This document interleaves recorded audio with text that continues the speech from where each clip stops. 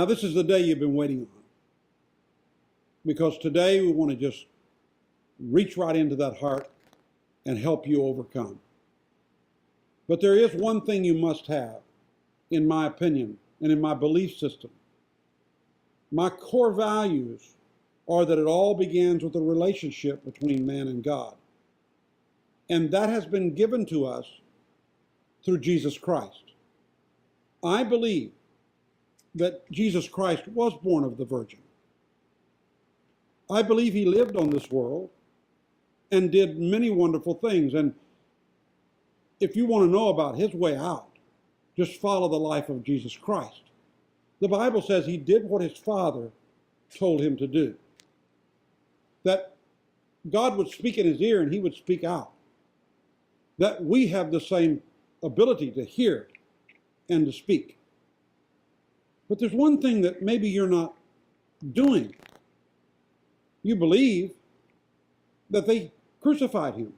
You believe that they put him in the grave. Oh, they crafted so many stories about that. But I believe the power of resurrection came into his body, and he rose after the third day and walked on this earth, and he was seen by men and raised up into heaven. Now, I believe that unless you are so sold on the inner workings of Jesus Christ within the human body, you'll have to go find another belief system to receive what I'm telling you.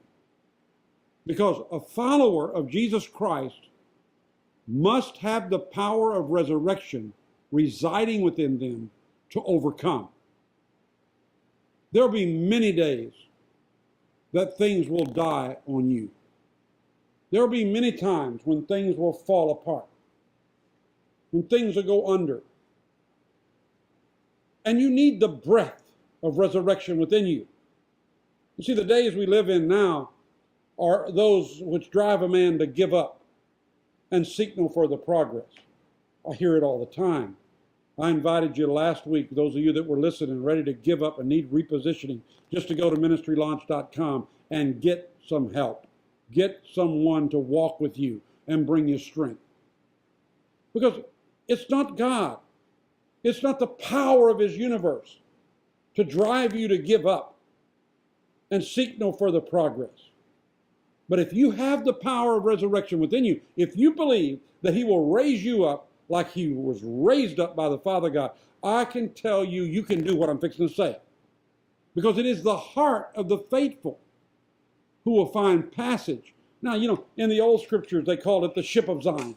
Now, if you're not a Bible reader, you may not understand that, but most of you are supposed to be Bible readers. They called it the old ship of Zion, and the preachers preached about that. It was a euphemistic story of this ship that we're on.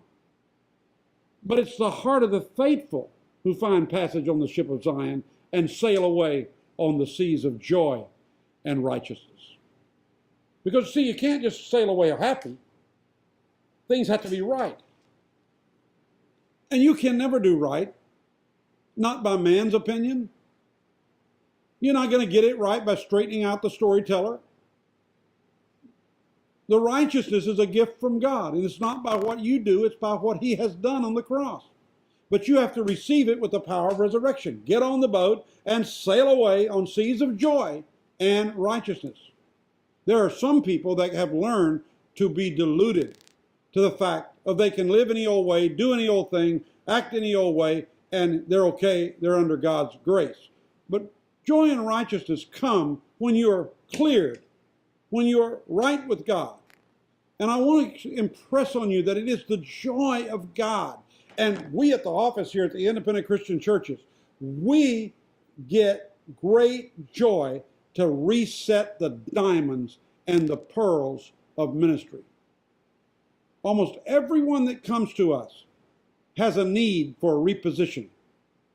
Not because of sin or failure or any great thing or the storyteller.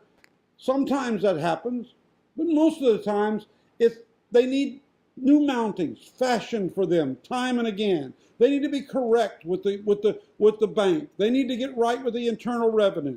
They need to get their things carefully done by legal ways and get things done as the law is set up in our world that we live in. They may come here just for the mentoring of the oversight of bishops and pastors and network leaders and people who are apostles unto being sent to just reset diamonds and pearls of ministry. You may not be that far off. You may just need your compass recalibrated. You may just need a step. But the storyteller has so disillusioned you, and like David, that bitter prayer is coming up, and you're battling behind. Battle forward. Because God is fashioning new mountings for your diamond to sit in right now. He always has greater things for you than you dreamed of. Jeremiah, I know the thoughts I have of you. They are for good and not of evil. He's out there fashioning a mounting for your new diamond and your new pearl that he's going to shine you up. Sometimes he has to take and cut a new facet on that diamond.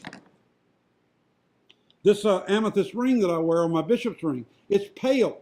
And you can't believe how many people have tried to tell me, well, you can afford a more expensive, deeper purple amethyst. Well, what they don't know is the rest of the story. This came from a terrible time in my life when I was broke in the middle of a place, and this came out of a Zambian mine. And it was a pale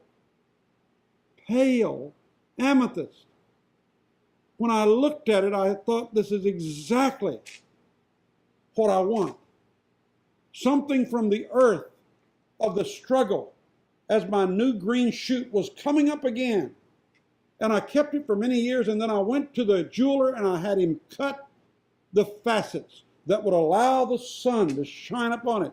So it means so much more to me than if I went and bought a deep purple amethyst ring, which is, just look it up. Look up what amethyst means to a preacher. It reminds us to not be drunk on men's opinions and drunk on the wine of the world, but to be drunk on the Spirit of God. Because there's the clamor. It's chaotic when they start clamoring because it's a man's opinion. It's just, that chaotic thing, what it does is it seeks to dull the beauty of God's choosing. So what does God do? He has a purpose for you. He has a purpose right now. And maybe you're being dulled by all these things that are going on. Maybe even that you're being attacked in your mind time and again. Rise up. Get repositioned. Get the pearl of ministry put into your place. Find out what new mountings God has for you, because the chaotic clamor of men's opinion will just keep dulling the beauty of what God's trying to do. So God leads the hands of the supernatural to reset so that the sun of the heavens starts shining down again upon you whom he loves. Then it doesn't matter what others do. For the facets that God cuts into the jewels of your soul will reflect his love. Then you're able to begin to love, and that reflection will blind the eyes and lips of those who seek to cover the illumination he desires. God will set you in a setting to gain maximum exposure and to bring forth a harvest out of your life. Who knows but God what he wishes to do with you in these hours we live in? And I just want to remind you, has not God and God alone sustained you? And even though the days of yesterday serves as monuments to my ability or his ability to sustain you, the detractor is always going to seek to reflect the words of the inaccurate to destroy you. So I ask you, is this the love afforded by God's sacrifice on the cross?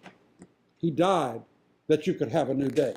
So reach for the power of resurrection, go forward, and tell him, I'm ready to get my passage set on the ship of Zion, sail me to a new harbor, repossession me, and bring me peace that I will serve you with the rest of my days. God bless you. I'll see you next time.